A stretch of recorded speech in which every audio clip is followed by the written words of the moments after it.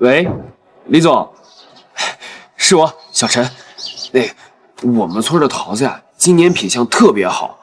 李总，您行好，把售价再提一提。是这的开发商啊，我一辈子的血汗钱都在里面呢，就我一辈子的血汗钱呢。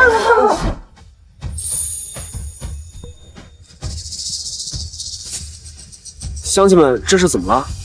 继承哥，前几年有个搞乡村建设的改革开发商，乡亲们就凑了点钱，在他那儿买了房，结果他卷钱跑路了，就只剩下了烂尾楼。继承哥，你一向主意多，人脉广，你看能不能帮大家伙想想办法，找人把楼收了呀？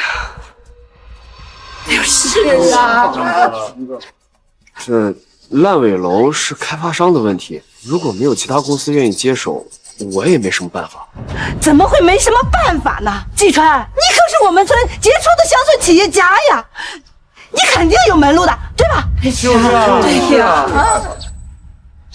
季川哥，接盘烂尾楼的价格低点也没有关系，关键就是帮乡亲们解决问题啊！季川哥，你就帮帮大家吧。这价格呀都好说，能解决这烂尾楼的事啊就行。这都是大家的血汗钱，季川哥，你就帮大伙想想办法吧。是呀，想想办法。想想，季川呀，你要是有办法，就帮帮乡亲们嘛。毕竟这也是乡亲们的血汗钱呀。对啊，是啊。我想办法试试，只是希望不大。有没有人接手，我也不敢打保票。没事。哎呦，季川太谦虚了。那之前哪件事没帮乡亲们办到啊？啊？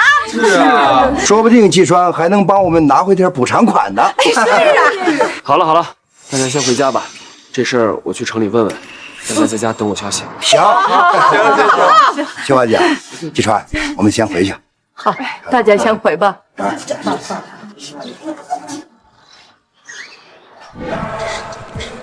陆助理，我已经预约1个月了，也没能和沈总见上面。今天大好机会，求求您通融一下。陆助理，就占用沈总几分钟时间，您通融一下吧。沈总今天已经安排满了，实在没有时间见诸。哎呀，这真麻烦呐！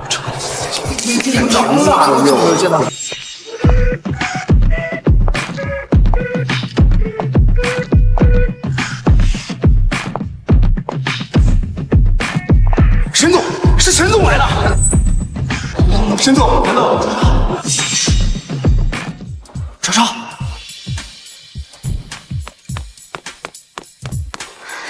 季川，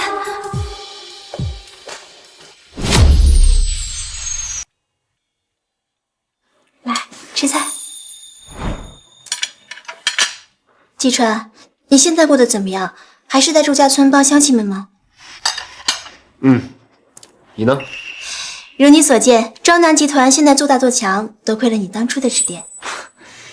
这也离不开你自己的努力啊。可庄南集团原本应该是你的，当初要不是为了回周家村建设乡村，现在坐在总裁位置上的人应该是你。其实比起在城里当大总裁，我还是更希望能帮助乡亲。再说了，看到你过得好，我心里也高兴，不是吗？对了，你结婚了吗？怎么可能？忙着带乡亲们脱贫致富，哪有时间谈情说爱呀？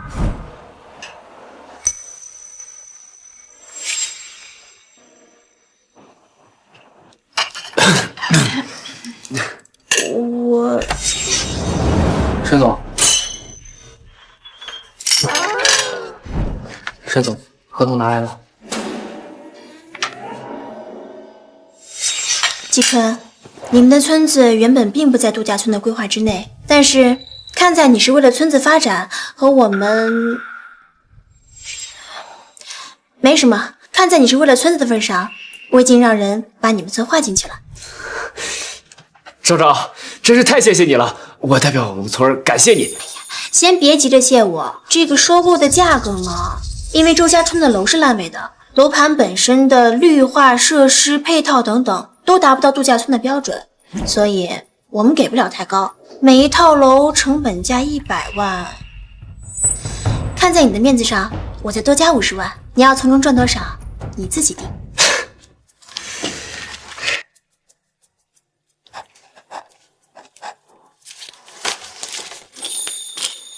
让你帮忙，我已经很不好意思了。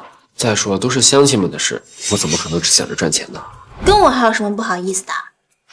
来，吃菜。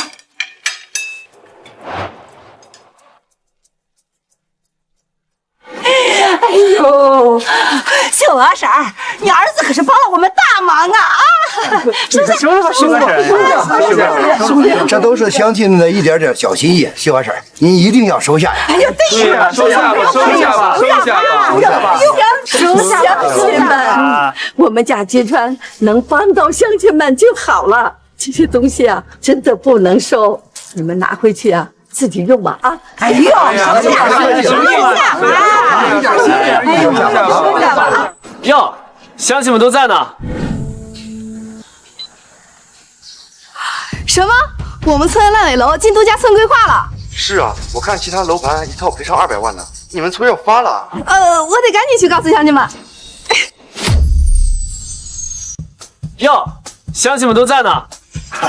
季川，哎呀，季川，我听说烂尾楼收购的事谈下来了。哎呦，我们周家村有你，这是3生不休来的薄饭呐！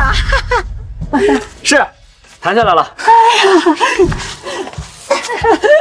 我看呐，以后不能叫季川了，应该叫陈老板才对。来，收购成本100万，另外50万的补偿，总计150万。大家看一下，如果没什么问题的话，我们就可以去签字了。行，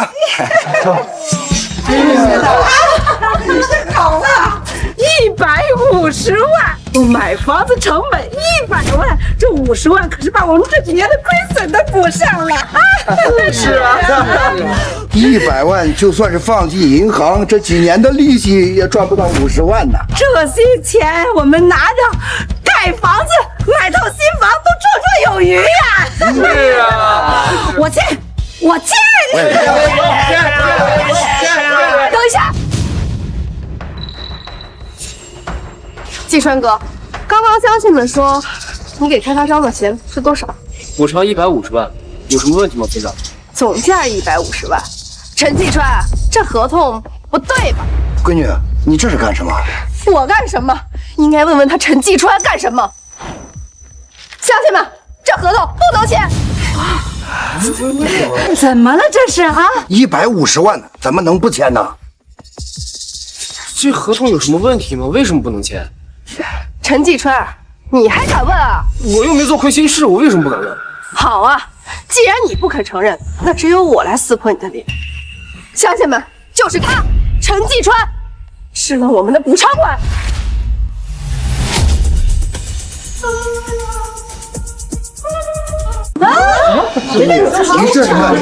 是啊，这怎么可能呢？是啊，究竟怎么回事啊？周若丽，你把话说清楚，什么叫我吃了乡亲们的赔偿款？若琳，这是不是有什么误会呀？我们家季川他可不是这种人呀！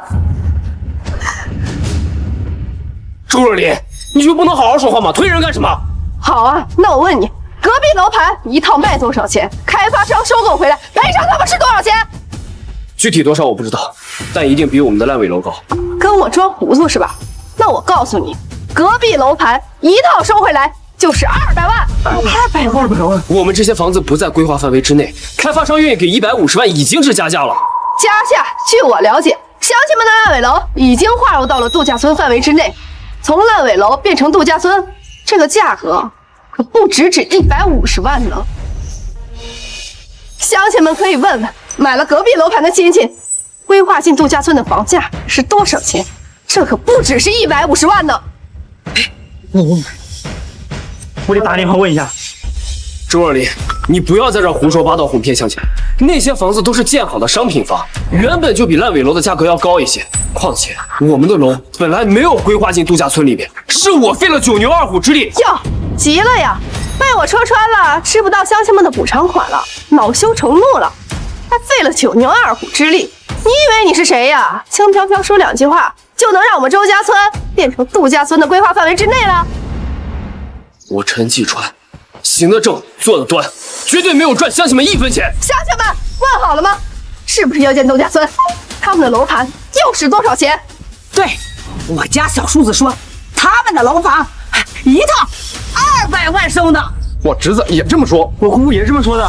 陈继川，自己听听，是不是200万一套？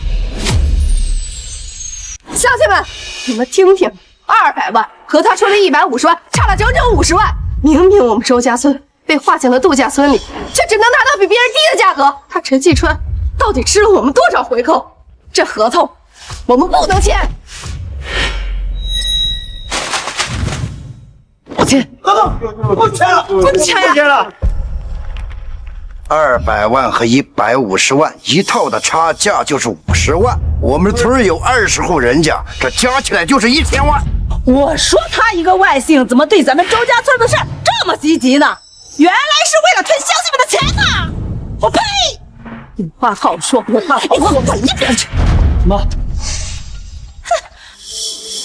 我再重复一次，陈继川做事行得正，坐得端，清清白白。大家要是不信，大可以看看合同，上面究竟写的是多少钱。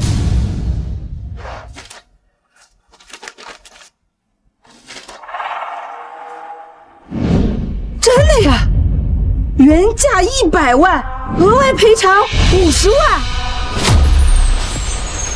合同上真的是150万，继川没有骗我们。继川呐，刚刚是乡亲们太着急了，你可别往心里去啊。是啊，我就说继川对我们周家村的乡亲一向是照顾的，他怎么会做出这种丧尽天良的事情？是吗？乡亲们，别被他骗了，这是一份阴阳合同。阴阳合同是什么？他还签了一份真正的合同，给你们看的这一份是假的。好你个陈继川，看着你长得人模狗样的，竟然这么黑心！我就说你这种外姓的不可信，一个个的心眼比头发丝还多。乡亲们不要激动，听我说，周围几个小区都是建成的商品房，小区的配套更优越，小区的绿化更是比我们小区大得多。况且我们小区烂尾了，我们怎么能跟人家比价格呢？没盖好又怎么样？我们虽然没盖好，但我们村也被划入了度假村范围之内，凭什么少给我们钱？我们就要跟别人一样的钱。不要一样的玩意儿！你真是，乡亲们都这样对你就陈继川，你少糊弄我们了！我看你就是想拿了钱不承认吧？就是，你这种黑心的合同，我们是不会签的。好，大家不相信我，那就打电话给招南集团的总裁，让他亲口说究竟是多少钱。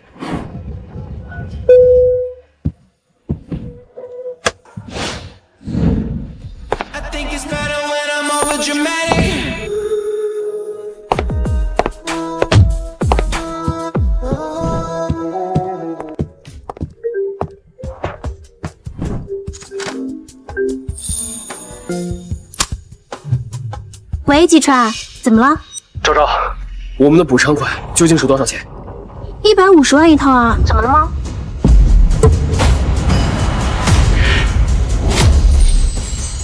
？150万一套啊？怎么了吗？没事，昭昭，我这儿还有事，先挂了。你们自己都听见了吧？我究竟有没有昧着良心赚你们的血汗钱？你不是说跟招南集团的总裁打电话吗？这昭昭又是谁呀？女朋友呀？不会是招南集团的保洁吧？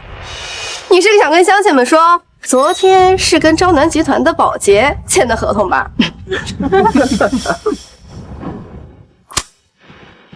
周若琳，自己睁大眼睛好好看看，这究竟是不是招南集团的总裁？是招南？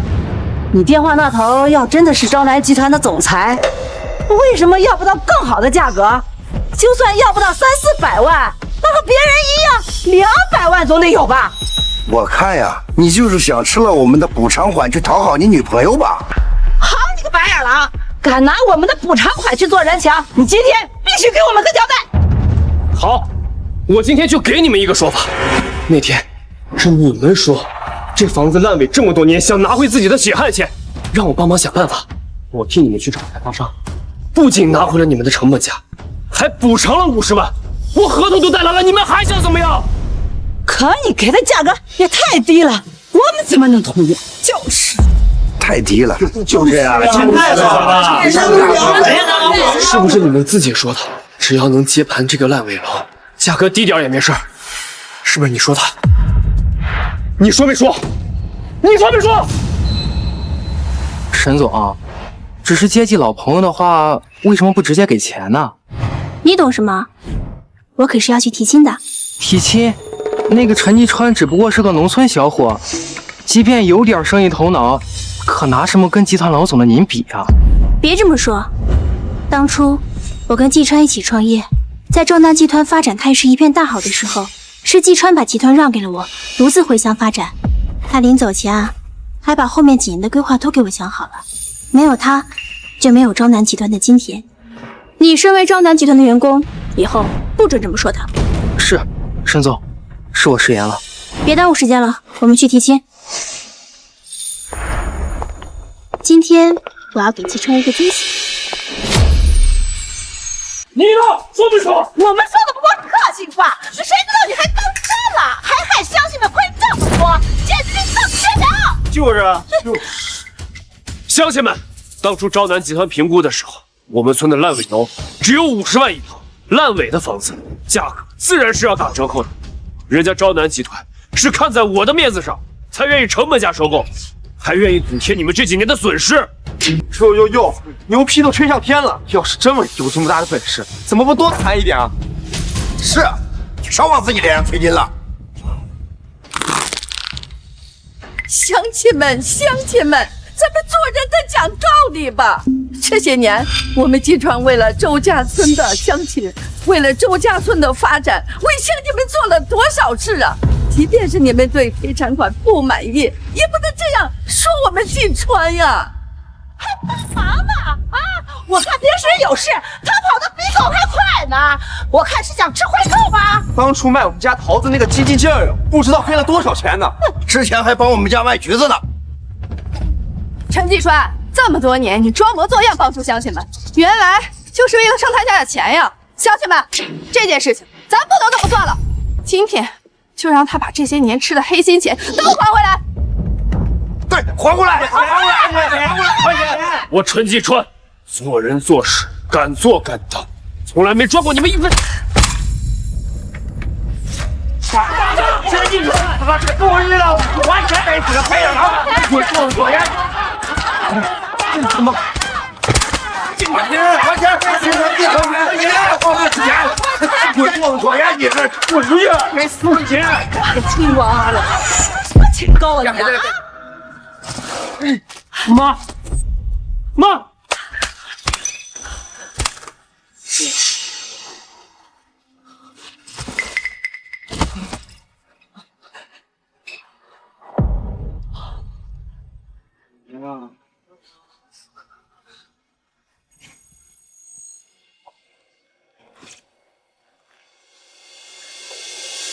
想周云蒙混过去是吧？难道没有？把之前吃我们的黑心钱给我吐出来！快点还钱！什么清高啊啊！初儿啊，你为他们做了那么多，他们为什么这样对我们呀？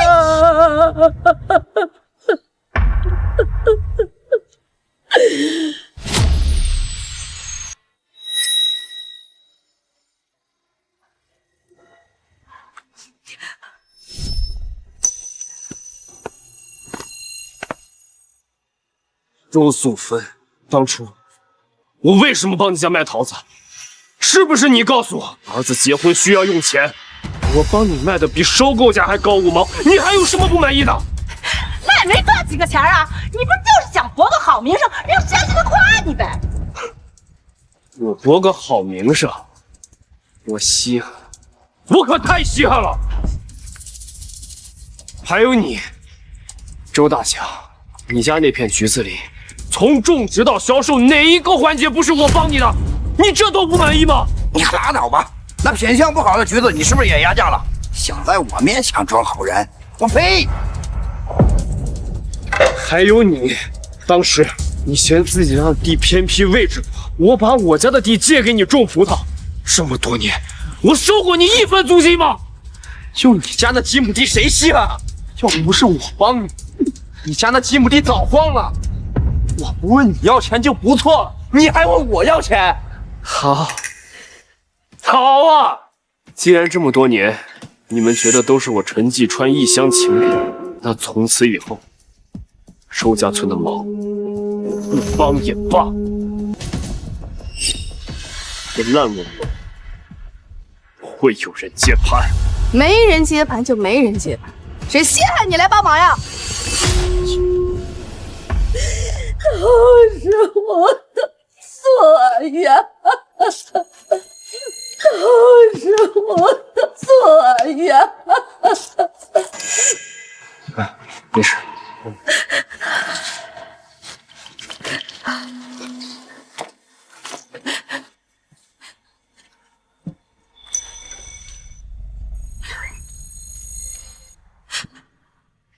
是妈不好，要不是妈非得让你帮助他们，咱们怎么会落成这样啊？妈，这怎么能怪到你的头上呢？这件事，咱们两个都没有错，错的是这群白眼狼！你在骂你烦了。陈继川，你这个戏已经演够了没有？今天必须把吃我们大家的黑心钱都吐出来，否则你这个外姓人就别想在周家村待着了。上次去老陈家看见不少好东西，这狼崽子要是不给钱呢，咱们就把他都搬了。哎，你们不能这样，你们这是抢劫，是犯罪呀！还想吓唬我们？你们家哪样东西是你们自己的啊？还不是我们回扣买的？我们拿回自己的东西那是天经地义啊！走，滚开！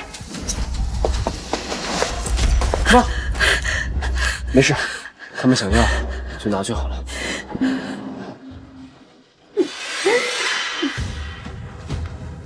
哎呦，陈继川，这些都是你欠我们的。识相的把这收购款改为200万一套，这样我们周家村还能容得下，否则就不要怪我们把你这个外姓的赶出周家村。不用你们赶，我们自己会走。还有，关于收购款的事，你们不是想要200万吗？不是想要更多？好啊，我今儿还就告诉你，这烂尾楼以后谁也别想收购的事儿。陈继川，你说老几啊你？这是度假村规划的事儿，是你说不收购就不收购的呀？那说的呢？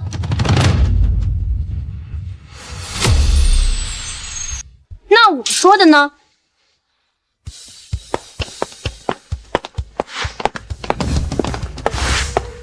赵赵，你怎么来了？季川，你没事吧？这是咋了？家里进贼了？超南，真是你啊！是我林爷，咱们好多年没见了。所以这到底是咋了？赵赵，收购的事儿出了点岔子，没办好。我还以为出啥事了呢，没办好就不办了呗。反正这度假村也不是非烂尾楼。您就是陈继川说的那个招南集团总裁？沈总，您有所不知，这问题呀，真不是出在我们身上，都是陈继川的心太黑了，不然我们也不会跟他起争执。沈总，你看这烂尾楼的事儿，你跟我谈也行，我们村的事儿都是我做主。你谁呀？也配跟我谈？我可是我们村的村干部，哼，谁要是想收我们村的楼，那也只能跟我谈。我懂了，看来是季川给的价格太低了。没错呀，陈总，你可千万不能把收购的事儿交给陈继川这黑心肝的去办，他给的价格才150万一套，这不是坑人吗？就是，这隔壁小区的明明是200万，对呀，这图图少了50万呢。150万，我给你150万，你怎么给他们也是150万啊？季川，你这么做你图啥呀？图瞎了眼，费尽心血帮了一群白眼狼。哎，你的意思是季川没有赚我们钱呢？哎呀，这女人说她是招南集团总裁，她就是啊！哼，我和总裁的助理张青云是朋友，我这就给她打电话问问。去，快点，打呀！哎，张助理，沈总今天有到我们周家村来吗？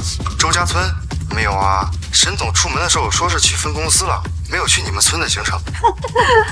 好的，那我先不打扰您了啊。你个冒牌货！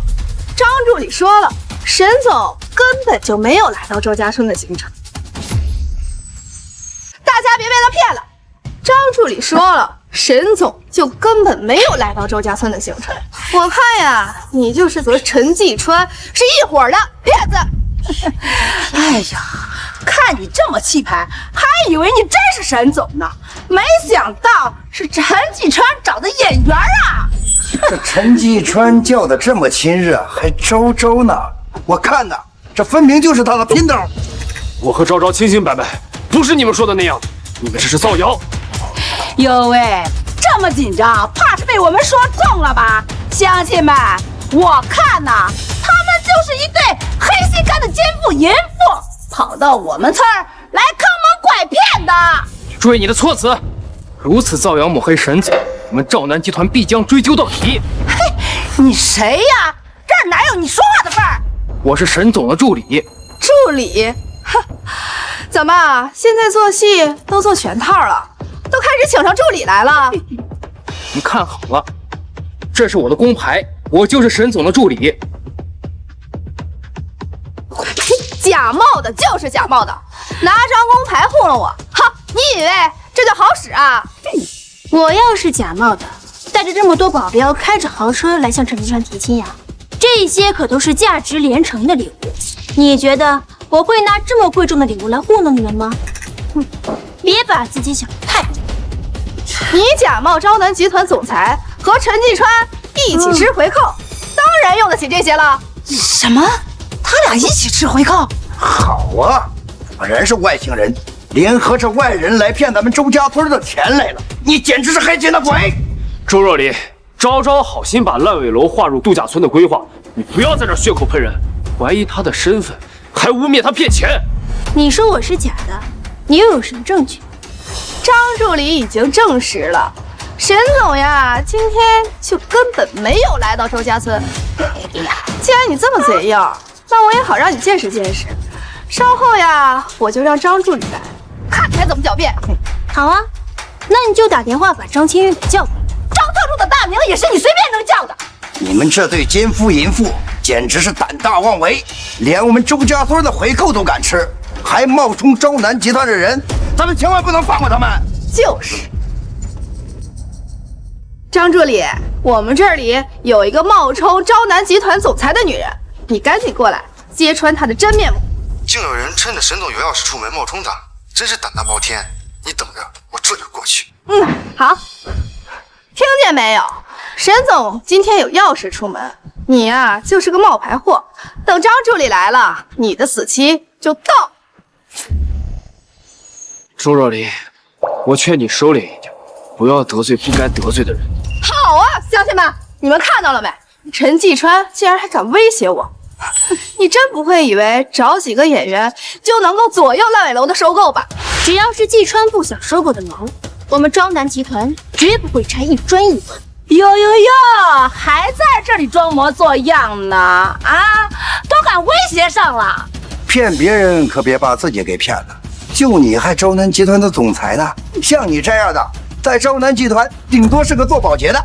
就是，听见了？你当总裁呀，别把自己给骗了。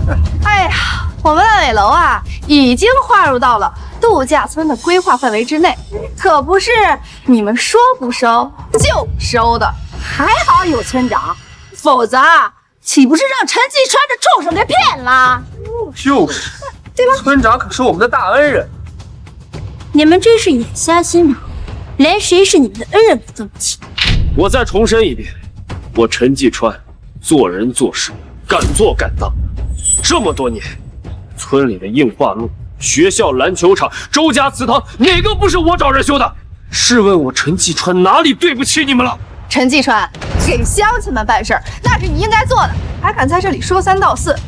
要不是乡亲们信任你，给你机会，这些事儿还轮不到你呢。你身为一个外姓人，就应该好好为周家村出一份力，别因为一些小事儿在那斤斤计较。是啊，要不是乡亲们看中你在城里有些人脉，谁稀罕把村里的事交给一个外姓人呢？你平时吃了这么多回扣，现在在这给我装模作样的，我赔！季川他没有吃回扣啊！我发誓，如果季川吃了回扣，我保他好死！我呸！你个老不死的，发誓有什么用啊？那谁知道你明天是不是就两腿一蹬了？妈，你先进去休息，这里我能处理。没错，林姨，季川他能够处理好的，我扶您进去休息。早干什么呀？哎呀，个词儿啊！陈继川，你别想继续吃我们回扣。一会儿呀，张助理就来了，带我去看沈总。我一会儿亲自跟沈总谈价格，给乡亲们谈个200万。好啊，好啊！200万，你们真是狮子大开口啊！烂尾楼的成本才100万，我们兆南集团的专家评审组去调研，评估你们的价格更是只有80万。200万，你们真是狮子大开口啊！烂尾楼的成本才100万，你都说了成本100万，那我们要200万怎么了？啊，别人都这么要的。你个冒牌货，少在这儿我胡说八道！兆南集团这么大的公司，怎么可能这么抠门呢？抠门？我们兆南集团的专家评估组去考察，评估下来，一套烂尾房的价格最高也就80万。10万？怎么这么低？这怎么可能啊？啊！你说80万就80万啊！你一个陈继川请来的演员，还想用低价骗乡亲们签黑金合同？没错，他一定是在骗子。还好村长没听见，一下子拆穿了他的阴谋。你们执迷不悟，以后会后悔的。后悔？后悔什么？我告诉你，我们烂尾楼的收购价格是200万，少拿80万，150万糊弄我们。到底是不是糊弄？等张群来了就知道。还装呢？啊！你一个冒牌货在这充什么老大呢？这是周家村，不是戏台子。一群不识好歹的东西！原本股东们是坚决不同意把烂尾楼纳入度假村的规划，要不是沈总连夜召开股东会说服股东们，你们连50万都拿不到。小陆，你们沈总这又是何必呢？该多少就多少呗。沈总也是看在您的面子上才想着要帮帮他们，但现在看来也不用了。哟，还演上了！你不会以为你空口白牙、偏底瞎话就能骗到乡亲们吧？我告诉你，张助理马上就来了，我看你还怎么编！好呀，我倒要看看他张青云敢不敢追究沈总的责任。还在这装呢？啊！助理，等会儿张助理来了，你可要给大家谈个好价钱呀！那是当然。是谁胆敢冒充沈总？是谁胆敢冒充沈总？哎呦，张助理，你可算来了！就是他们，一个呀胆大冒充沈总，一个呀拿着你们兆南集团收购烂尾楼的事情来吃回扣。就是你在我们兆南集团的项目上吃回扣，真是好大的胆子啊！其他楼盘的价格都是200万，就我们的楼盘是150万，这不是在我们中间赚差价是什么？他还说和你们沈总认识，哼，我看呀，他就是撒谎都不打草稿。你算是个什么东西？一个不知道从哪里来的臭乞丐，也敢冒充我们沈总的朋友？乡亲们，我们招南集团收购楼盘价格是200万，他说的价格是假的，我在招南集团更是没有见过他。陈继川，我们张助理都没见过你，不会你的合同也是假的吧？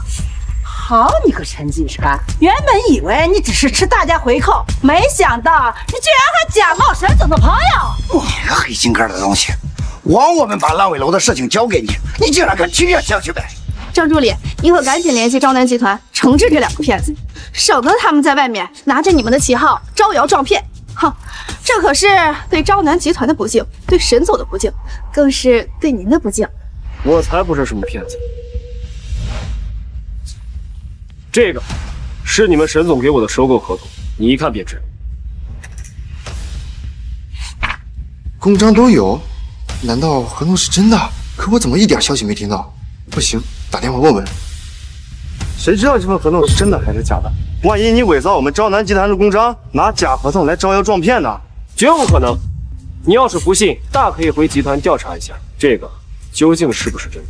为了你个小喽啰，我还不用回公司，公司的合同都有归档备份，我打电话一问便知。查一下有没有周家村楼盘的收购计划、度假村规划。周家村的没有啊，最近度假村规划也没有新的合同啊。集团根本没有你这份合同，把这个伪造合同的家伙抓起来。我就说他就是个骗子，张助理，你一定要好好教训一下。这份合同真的是和你们沈总签的，我没有骗人。哎呦，居然连合同都是假的！你这黑心肝的白眼狼！张助理，你可一定不要放过他！好你个白眼狼，看我打死你个白眼狼！把这个骗子给我抓进派出所！等一下，你们沈总现在就在屋里，你直接问他，就知道合同是真的假的了。沈总今天明明去谈合作了，怎么可能在你们周家村？少在这里拖延时间，带走！你们沈总真的在里面，不行，你可以给他打电话。张助理，你还跟他废什么话呀？我看呀，直接给他送去派出所。是啊，那个屋里就是一个女骗子，哪有什么沈总啊？他真的是沈总，才不是什么骗子。好啊，我现在就给沈总打个电话，我看看房间里面是不是他。要是不是，我连里面一起收拾。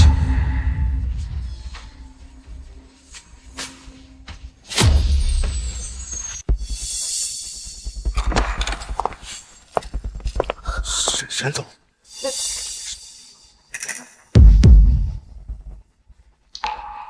张青云，你刚刚说什么？要教训？沈总，我错了，您大有大量，饶了我吧。张助理，你叫他什么？他是谁？孙子，要不是你骗我说这里有人假冒总裁，我怎么会冒失过来中断了沈总？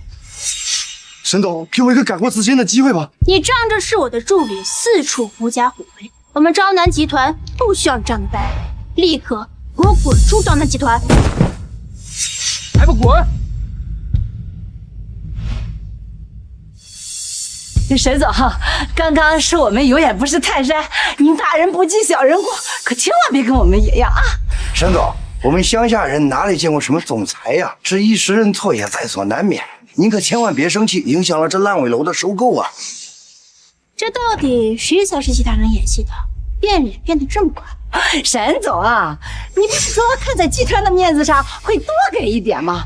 你可千万不要失言呐！好，既然你们都这么说了，你们的烂尾楼我昭南集团可以收购，但是价格只有这100万。凭什么我们按成本价收啊？周围其他楼盘都是200万，你们昭南集团是不是看不起我们周家村的人呢？你们这是区别对待，你以为你是谁呢？沈总，你既然想收购我们烂尾楼，那为什么非得跟他沈集团谈呢？您跟我谈也是一样的，我是周家村的村长，我觉得您跟我谈更合适。那周大村长说说应该多少钱？对嘛，与其把这50万给他，不如直接给到我们。乡亲们，这样咱们各退一步，就180万，怎么样？哎，我们可以，很没问题。你是不是有点不信？这大白天的做梦呢？你是不是有点不信了？这大白天的做梦呢？嘿，我们村长好好跟你谈，你这态度也太恶劣了啊！就是胡说话呢，太过分！你们的烂尾楼根本就不在度假村的规划内，之所以能划进去，还得感谢沈总。你们倒好，还玩起坐地起价的戏码了，一群不识好歹的东西。150万就已经很低了，100万那干什么呀？是啊，你们昭南集团不能这么欺负人的。乡亲们，不要被这个女人骗了，她就是在故意杀我们的价格，在这演戏呢。我已经问过了，这里的估价大概是100万左右。100万就想收我们的楼啊？董总绝对不会同意的。有什么不会同意的？坚决不同意，坚决不会同意。昭昭，连累你了，都怪我，为了这群白眼狼，给你找了这么大的麻烦。没关系，这不是你的错，你别自责。100万是昨天的价格，今天别说70万、80万，我昭南集团绝不会收你们任何一个浪费。你把我们当什么了？70、80万，咋不当瓜子呢？150万我们都不肯答应收购，低于200万我们是不可能签这个字的。沈总要是觉得价格高，可以选择不听。到200万是今天的价格，明天呢就是250万，后天就是300万。还是我们村长聪明啊！不愧是大学生，我们就不同意，1天一个价。今天200万，明天250万，后天300万，我们越拖越值钱呢。就是这样。对，咱们1天1涨，看谁先受不了。村长，那万一我们之中出了公贼，贪图开发商低价，被他们逐客击破，可怎么办呢？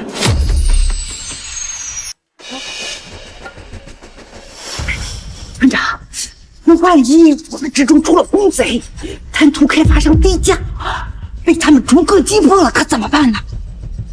乡亲们，为了防止我们群众中有敌人，现在呢，我们录音为证，今天在场的所有村民，我们都联合抵制低价收购，好不好？好。哎呦，这个办法好呀，这个办法就怕有人反水了。村长不愧是大学生啊，要不是他，我们被陈继川这个白眼狼生吞了，还给他数钱呢。好了，乡亲们，大家听我说啊！现在呢，我们开始录音。像我这样，我是周若琳，我同意低于200万绝不签字。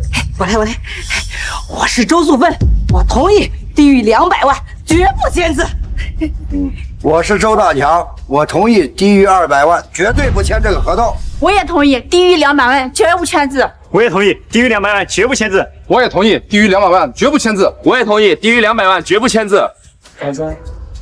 沈总，这可是乡亲们的心声呀！这价格你还是趁早认下吧，别等到价格太高了后悔啊！乡亲们的心声，这很好啊。你阴阳怪气什么呢？还在那嘻嘻哈哈的。我们周家村可没在跟你开玩笑，赶紧把价格认下，省得你以后笑不出来。我告诉你，现在没有我们所有人同意，你休想收购我们的楼去建度假村。休想收购楼！乡亲们能团结一致啊，是好事儿。那请周大村长说说吧，你们想要多少钱一套？我跟你说，嘿，哎呀，至少200万一套。那怎么行？其他楼盘是200万，咱们周家村可比他们厉害多了。我看呀，至少凑个500万。500万好啊，这500万我就能买套大别墅，然后找个小年轻当老伴儿了。一大把年纪了也不害臊。要是我呀，就买辆迈巴赫，每天早上开着它买菜，这多有面儿呀！你还说我呢？看你这点出息！哎，乡亲们，那咱们价格就定在500万一套，哈，不谈心，不谈心啊！如何，沈总？不会不答应吧？这要是拖到明天，就不是这个价了。我劝你呀，还是想清楚吧。想要500万一套啊？可以，我昭南集团资金雄厚，不差这点钱。但是必须得季川亲自给报告，只要他同意了，我立刻就把钱打给你。陈季川，你哑巴啦？发什么愣呢？赶紧说话呀！你不会是高兴坏了吧？不用太感谢我们，原先150万的收购款，我们给争取到了500万。陈季川，你说话呀！陈季川，乡亲们这是给你台阶下呢，你别不识抬举。你一个外来的小门小姓，我劝你啊，识相点，乖乖跟沈总说说我们收购的事儿。这样的话，我们烂尾楼的事情还能交给你去办。让我去跟昭昭说收购的事，我图什么？我图你们骂我狼心狗肺，我图你们说我赚黑心钱，还是图你们一口一个外姓人要把我和我妈赶出周家村？陈继川，你委屈什么劲儿呢？你一个小门小姓，我们周家村能容得下你，就应该感恩戴德。你对乡亲们啊，就应该尽心尽力一点。我没尽心尽力，周若琳，你摸着你的良心好好想想，我哪次帮乡亲们不是竭尽全力啊？他一个小门小姓，到我们周家村来占地方，本来就欠咱们了，帮点忙他还敢委屈上了？陈继川，我们哪里说错你了？你吃回扣的事情，我们还没给你算账，你这个赚黑心钱的，反倒委屈起来了。这样，你和沈总说一声，之前赔大家的钱呀，我们呀也都不要了，就当是报答你了，帮我们解决了烂尾楼的问题，让我们呀就剩那么点钱，没有功劳，我们呀也算你点苦了。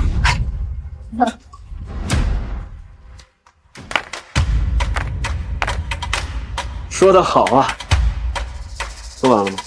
陈继川，你这什么态度？乡亲们让你去说，那是给你这小门小姓出头的机会。你就应该帮我们，这么多年帮我们这么多回，你还差这一回吗？我们是一个村的，我们也是你的长辈，你凭什么不帮我们啊？啊，我们让你帮，那是看得起你。就是说话呢。行啊，既然乡亲们都这么恳求了，那我就帮你们跟昭昭说说。哎呀，这样才对嘛！啊，昭昭，只要我陈继川还有一口气在，我就不会让昭南集团的任何人收购周家村任何一套烂尾楼。这份合同我就此作废。你干什么？你干什么？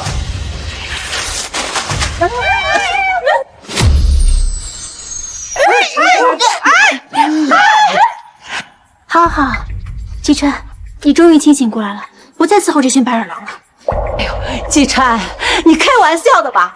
咱乡里乡亲的这么多年，你赶紧跟沈总说说好话，把咱这几套烂尾楼都给收了啊！就是啊，乡亲们的事你不能不管呀，赶紧跟沈总说说吧。刚刚还是外姓呢，现在就乡里乡亲起来了。你们说的对，我这个小门小姓就是这么狠心。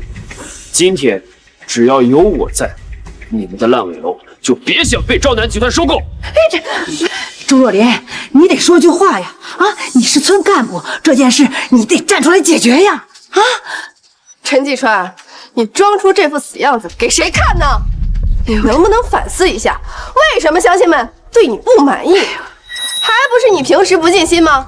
这你都能赖到乡亲头上，还敢联合外人一起欺负乡亲们，你真是能耐呀！反思？你们让我反思？难道不是你们生米恩，斗米仇，少拿一点就恩将仇报吗？我们恩将仇报？陈继川，你一个外姓来的，就应该尽心尽力帮助乡亲们，竟然还敢挟恩图报，你简直就是没有良心！难怪乡亲们都不待见你。好，好，好，这一切都是我一厢情愿。我贱得慌，我热脸贴你们冷屁股。从现在开始，周家村的任何一件事都不可能再管了。陈继川，你还没有认清形势吗？是你吃回扣，联合外姓人打压乡亲们，你就应该赶快求求沈总收购烂尾楼，好赎清你吃回扣的罪孽。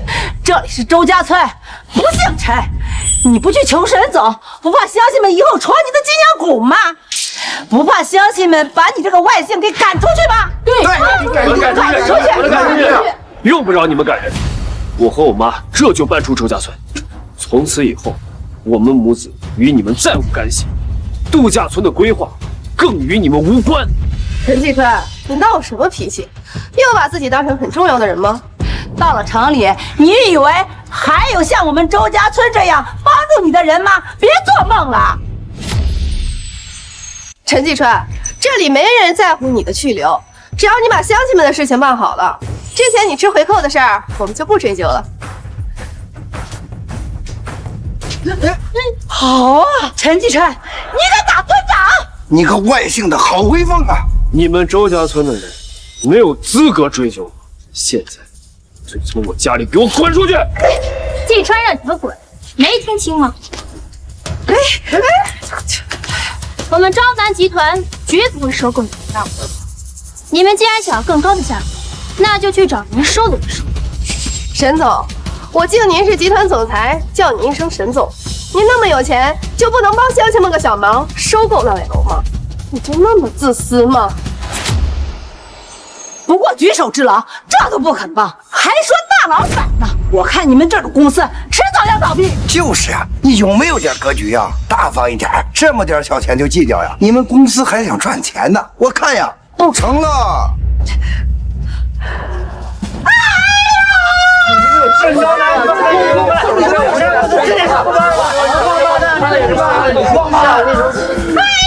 天上的资本家呀，就知道救我们农民！哎呀，要没天理呀，黑心肝呐！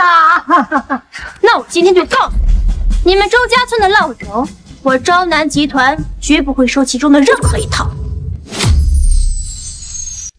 沈总，反正我们合同已经签了，您现在要是反悔的话，已经来不及了。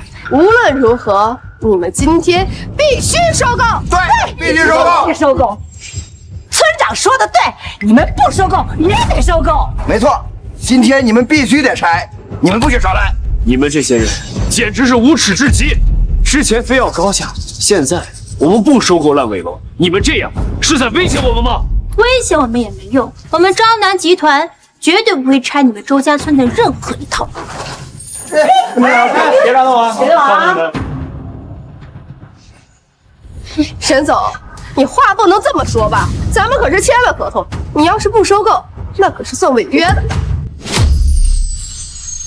沈总，你话不能这么说吧？咱们可是签了合同，你要是不收购，那可是算违约的。对，你要是不收购我们的楼，我们就告你违约。哎呦，到时候这违约金可不少啊！买套市中心的新房啊，都绰绰有余啊！都是赚钱，违约金还翻倍呢。买了新房还可以买豪车呢。好啊，既然你们有合同，那把合同拿出来。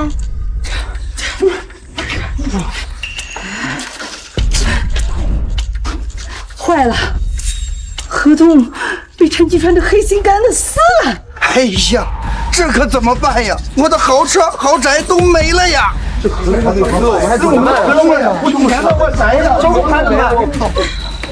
周老连，要不是你非要带头闹事，烂尾楼收购怎么会黄啊？周若琳，今天你必须给乡亲们个说法。说。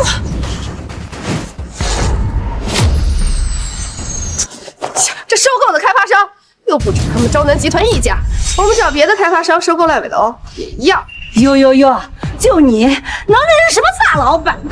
别说大话。我是大学生回村，城里熟着呢，难道我不认识？你认识吗？对呀，我闺女可是大学生，她在城里人脉牛着呢。既然如此，那你们尽早从我家滚出去！保镖，来把这些闹事的人给我弄出去！你干什么呀？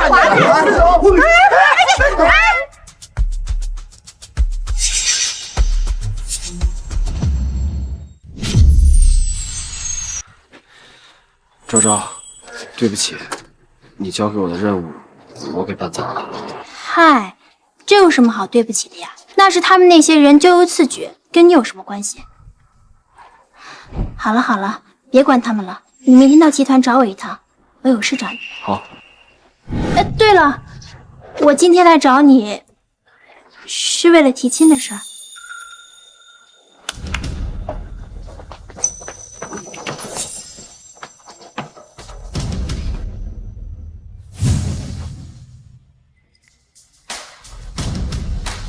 你要向我提亲？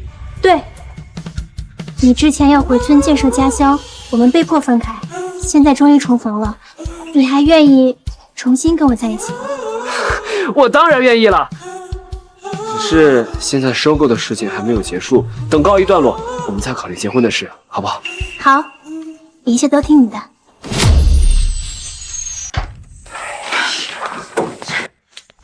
陈继川这个白眼狼，竟然敢联合那个女人一起赶我们！这开发商要是不收购我们的烂尾楼，可怎么办呢？我们还指望着赔偿款换大房子呢。你可得想想办法。刚刚可是你带头跟陈继川对着干的，你可不能不管我们呢。哎，我什么时候带着你们和陈继川一起对着干了？刚才不是你说的500万一套吗？现在500万打水漂了，150万也没了啊！你不承认是吧？要不是你们自私自利，闹得那么凶，陈继川怎么可能跟我们翻脸？我告诉你们，这钱我要是拿不到，你们都他妈别想好过。都是你啊！要不是你出主意，我们早就签合同拿钱了。我们的钱要是没有了，你也别想在村里待了。就是，要不是你周若琳多番阻挠，怎么会闹到现在这个地步？我不管，你今天必须给我想个办法。哎，行了，别吵了，安静点儿。我打个电话。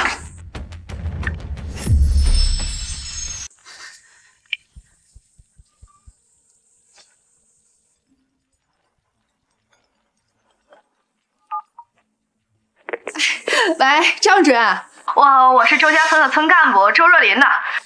我有个事儿想咨询你一下，就是我们村的那个楼盘不是刚好划入到度假村的规划范围之内吗？我想问一下，你关于这个收购的事儿，就是除了招南集团公司，还有没有其他公司有能力能够收购我们楼啊？你们的楼呢是烂尾楼，本身开发价值就不高，这数量又多，除了招南集团，没有人有这个资金收购你们的楼。哎呀，这下可完了，得罪了招南集团，谁还收咱们的烂尾楼呀？就是周若琳，要不是你非得去找陈继川的麻烦，我们怎么会得罪陈总？我不管，你必须得想个办法，把我们的收购款给弄回来。就是把钱要回来，弄回来。行了，你们都别吵吵了，打个电话。哎，张主任，我们这都是农民，你别说些弯弯绕绕的话，你给我个准信儿行吗？我们这个楼能拆吗？你们也别着急，不出意外，应该还是会收一个楼盘做度假村的。好，张主任，谢谢您啊。改天我请你吃饭啊。哎，好，回见。那怎么样啊？张主任怎么说？人家张主任说了，提交的度假村规划还差一个楼盘，这招南集团呀，最后还是得收购我们村的楼。可附近应该还有一个楼啊，我记得是李家村的。对啊，招南集团不会跑到他们村里收楼吧？是啊，怎么可能？你傻呀？那李家村的楼又破又远，傻子才收他们楼。咱们村的楼呀，虽然是烂尾楼，但是好在位置好嘛。咱们呀，这就去招南集团跟他谈价格。走。好，哎，走。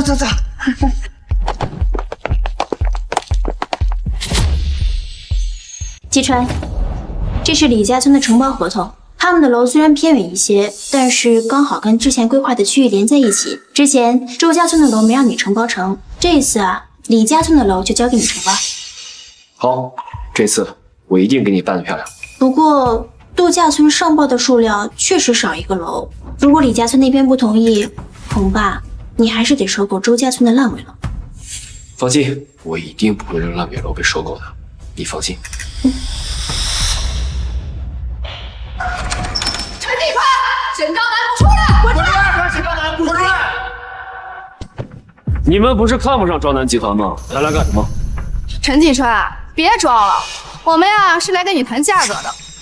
刚刚张主任已经告诉我们了，你们招南集团必须收购一个楼盘。谁给你们的自信？我们收购楼就一定得是你们周家村的？没收的只有周家村和李家村的楼，难道你放着更近、更大周家村的楼不收，跑大老远去收李家村的老破小？就是，大家都是乡里乡亲的，你就多给点收购款，之前的事就算了。喜欢做白日梦，回家做去，别在这儿打扰别人工作。陈继川，你什么态度？别磨磨蹭蹭的！我告诉你，赶紧把价格谈一下，这价格嘛，不能比别人少，至少要300万。周二丽，你们村就没有被收购？别在这儿狮子大开口。装，继续装，赶紧把300万的合同拿出来，乡亲们还准备拿钱回家呢。对啊，乡亲们都等着拿钱回去了。你要是再拖延时间，那可不止300万了，我们要500万。咦，这合同是不是我们的？赶紧拿过来，让我们签。不是。你给我拿过来！你们别乱动！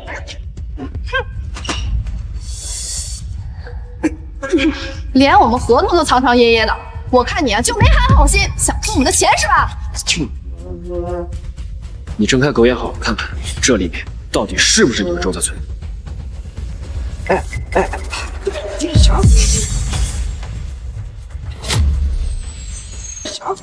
陈继川，你发什么疯？明明收购的是我们周家村，凭什么换成李家村的？就没有人要收购你们周家村的楼，500万，更是别想了。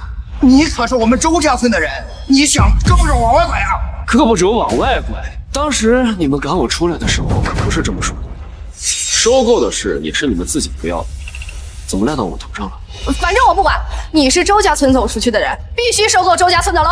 你们周家村的楼，我是一套都不会收。你们别在这儿痴心妄想。陈继川，你就装吧，你根本不是昭南集团的人，也没有资格替昭南集团收购我们的楼。我没资格，我是昭南集团创始人，怎么没资格？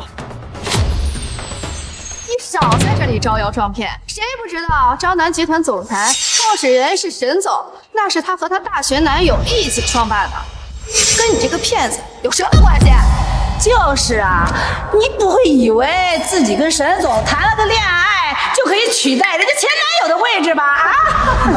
哎呦，真是搞笑！我们周家村怎么出了你这种销量？你们要是不信，那我叫昭昭下来，你们一问便知。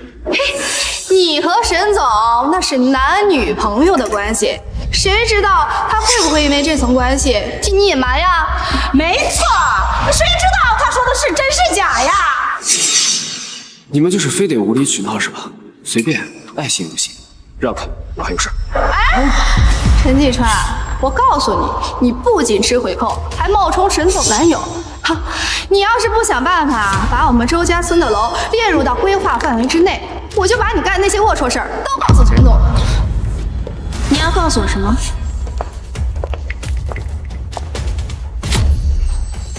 沈总，这就是你的不对了。虽然我们都是农民，有些事情不太懂，但是你也不能这么样把我们当傻子忽悠呀。为了讨好你的亲亲小男友，以权谋私，把原本属于我们村的度假村指标给了其他村。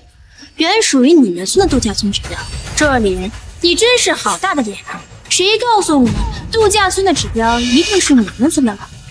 难道不是吗？嗨，乡亲们，咱们刚才给发改委的张主任可都打过电话了，度假村提交的收购楼盘还差1个，而我们村刚好离其他度假村区域最近，你不收购我们楼盘，偏偏跑去离最远的李家村收购，你不是以权谋私是什么？周若琳，你起码算是个大学生，能不能不要每天做梦？昭南集团原本定的就是收李家村的楼，要不是看在我的面子上，怎么可能敢收你们的烂尾楼？你他妈的才做梦呢！我们村明明离得最近，原定的怎么可能是李家村的楼？哎，你以为你是谁呢？昭南集团这么大的公司，难道是看在你一个总裁情人的份上，才愿意收购我们村的楼的？真是笑掉了大牙！这本来就是该收购我们村的。够了！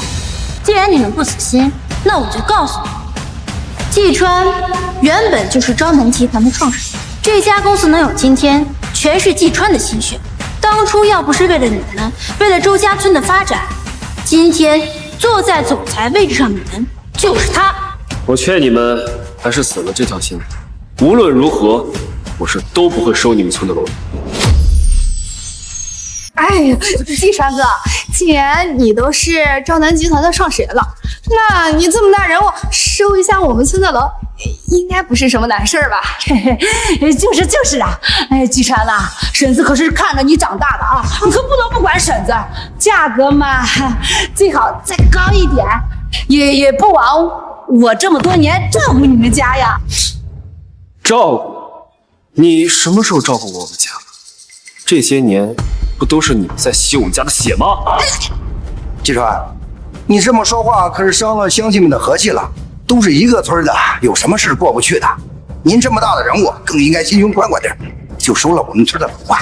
就是，季川哥，你看你这么有出息，哎，我们大家伙可都为你高兴的。你看你也是村里培养出来的，那回馈一下村里也是应该的嘛。我是我妈，我老师培养出来的，关你们什么事啊？别说回馈，我没让你们把这么多年吸的血吐出来，已经算是仁慈。看着没，这集团创始人又如何？还不是因为个人恩怨，不肯收我们的楼？黑心肝的白眼狼，乡里乡亲这么多年，就因为几句半子不肯收我们的楼啊！为了让乡亲们的钱打水漂，你的该死的白眼狼竟然跑去更远的地方收楼，你简直是遭天谴！就是。哎呀，哎呀，我了，你不行了，你必须收了我们的楼，不然我就走了。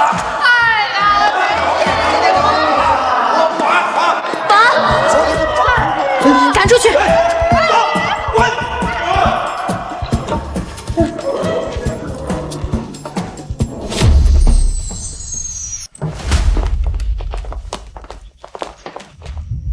要不是你，我们怎么会沦落到今天？还装的多有办法，还不是干活人家陈继川？闺女，这到手的钱飞了，你可千万得想想办法。反正他们肯定得收购一个楼。哎，如果李家村有人不同意，那他们就只能收购我们村的楼了。啊，好，那就行了。对。陈先生，我们李家村条件不好，招待不周啊。没关系，收购的事李村长都和大家说了吧？哎，说过了。我呢，承包了度假村项目的一小部分，负责收购楼盘。你们的楼也在规划范围内，收购价是100万一套，你们的成本价是80万，招南集团会给20万作为补偿。大家看还有什么问题吗？当然没问题，能收购我们已经很开心了，赶紧来签合同吧！签合同！你们李家村不能签，不能签，对，不能签！你们啊，可别被他骗了，还什么100万？你们知道吗？其他楼盘的收购价格那可是200万，他呀一套房子硬生生拖了你们100万。周若琳，你又来搞什么鬼？我只是替乡亲们揭露真相吧？怎么这就急了？你个周家村的，和我们李家村逞什么威风？要不是陈先生，我们楼盘还不能被收购呢。你在这儿诋毁陈先生，你谁呀你？就是，我们李家村的楼那么远，能拿到这个价格已经很公道了，还想怎么样？你们这一群蠢货，自己的楼被贱卖给骗子，还给人数钱呢！咱们李家村的楼，相比较于其他楼盘，在各方面都会差一些。招南集团只能最大限度给予大家补偿。大家可以看看合同，这上面有集团的评估报告。我只收取了大家后续开发的一点点费用，没有赚多的钱。有什么问题随时可以联络。你们自己村的人贪心不足，以为我们李家村的人跟你们一样白眼狼啊？就是陈先生这么多年为了周家庄穷尽心血，却不收你们1分钱，你们竟然这样对他，真是好心当成驴肝肺呀！我好心帮你们，你们反而倒打一耙，不识好歹是不是？还骂我！好，这简直是东郭先生与狼呀！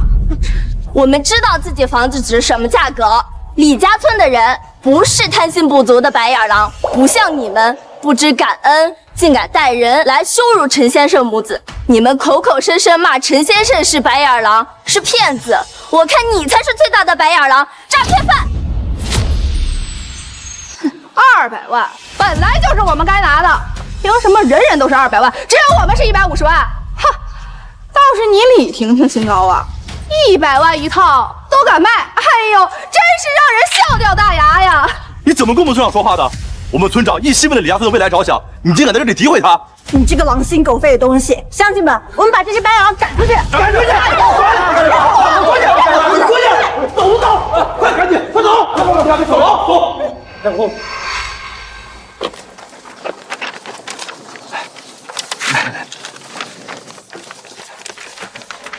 都是这点闹的，哎呀！那你说怎么弄？周若琳，今天你必须给我们一个说法。说好了能让李家村不同意收购的，结果呢？啊，人家几句话就扭转了局面。现在好了，李家村大意拆迁，那还有我们的事啊！我好好的豪宅豪车都被你给毁了，你必须给我一个交代！必须！干什么？别碰我！哎，好啊，你敢推我们？乡亲们有今天都是你害的，你还敢推我们？你们现在把锅甩我身上，都是你们贪心。要不是你们贪心，哪有今天这事儿吗？一切都是你们咎由自取。哎，这是你挑唆乡亲们对付陈继川啊，害我们丢了收购款。我们没有你这样的村长，给我滚出去！滚出去！收回！别，乡亲们，别呀！淑芬，若琳，你们敢撵我，我是村长，村长又怎么了？村长害我们丢了收购款的。你们找我麻烦算什么本事？事到如今，反正也拿不到赔偿款了。你们不是有能耐吗？你们去公司去阻止他们开工啊！他说的也有点道理啊。是呀，反正我们没有了收购款，烂尾楼的本钱也收不回来。这光脚的不怕穿鞋的，说不定能扳回一局，比赵南集团给咱们签个合同呢。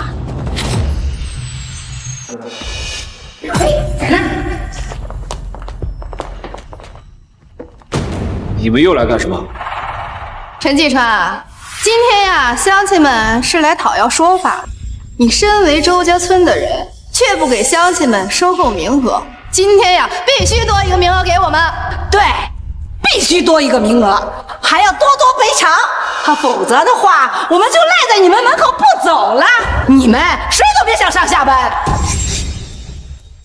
多一个名额，你们当这是菜市场买菜随你们心意？怎么，你不是招南集团的创始人吗？连这点事儿都办不出来，还大人物呢？我看呀，就是不想帮乡亲们。对，错了。收购名额早就报上去了，招南集团也不可能因为你们这群狼心狗肺的东西加名额，你们就死了这条心吧。好啊，那我们今天就赖在这儿，来把门给我堵上，看你们招南集团受不受得住。没错，我们拿不到收购款是绝对不会倒的。陈继川，你立刻打电话上报新名额，不然的话呀，我们今天就不单单是堵大门这么简单了，我们稍后呀还会进去让你们员工没办法工作。拿这种事威胁我，我们招南集团还没那么容易妥协。陈继川，给脸不要脸是吧？来，乡亲们，把门给我堵死了，堵死了！我看他们招南集团能耗到几时？哎，你干嘛？你干什么？给我回去！你们别想用这种方法逼我们妥协。保安，给我赶出去！不走，也不走，不是吗？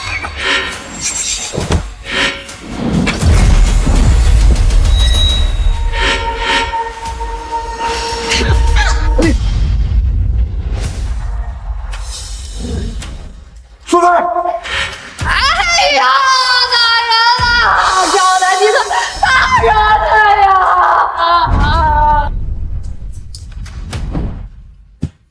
陈继川，你不给我们赔偿款也就算了，竟然还敢打人！陈先生，我没有推人。你们想来账是不是？看把我们人打的！你把我们的人打了，这事儿就不能这么算了，必须赔款！要100万赔偿！我们的人没有打你们，这个赔偿款我们不可能给。你们有证据证明没推吗？没有，就必须赔款。谁说没有证据的？谁说没有证据的？不会是人证吧？这里站的可都是你们自己的人。要是这样的话，那我也有人证啊！我告诉你，今天你必须赔款100万，1分不能少。你们的100万怕是要泡汤了。这就是证据。现在你们还有什么要说的？证据确凿，是周若琳推的人。这就是个意外，要不是你们招南集团赶人，我也不能不小心撞到素芬婶儿。就是，要不是你们推人，怎么会发生这种事？你们必须赔偿！哎呀，周若琳跑到这里来招摇撞骗、搞敲诈，立刻报警，把他给我抓起来！乡亲们，他们害我们拿不到收购款，还用报警威胁我们，这个事儿千万不能就这么算了。哼，不就是个破公司吗？给我砸！都是他们把我害成这样的，今天我把这里砸得稀巴烂，我都不姓周。招南集团这么大的公司，遍地都是宝贝。等会儿我们砸的时候，兴许还能顺过云姐姐呢。来，砸着！打！保安，拦住他们！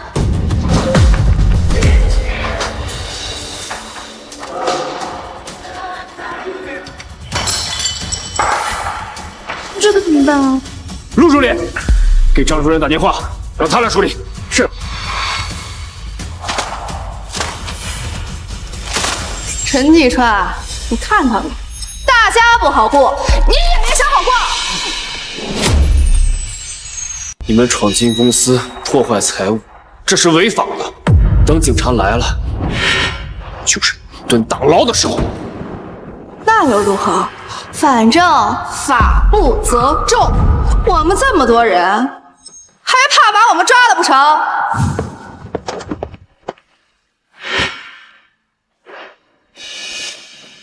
谁说不能把你们都抓了？张主任，你怎么来了？我告诉你，还有一个地产项目要收购，不是让你来招南集团闹事的。张主任，警察同志，这群人破坏我们招南集团的财物，请您一定要给我们一个交代。沈总放心，你们为度假村项目奔波，这种小事交给我们来解决就好了。把这几个聚众闹事、毁坏财物、招摇撞骗的人给我抓起来！我们冤枉的，我们冤枉的。季川哥，我们可是一个村的，你不能这样，你快救救我们呀！他们能有今天，真是咎由自取。好了，季川，别管他们了。我们既然重新在一起了，是不是该把领证的事情提上日程了？咱们一起挑个好日子领证。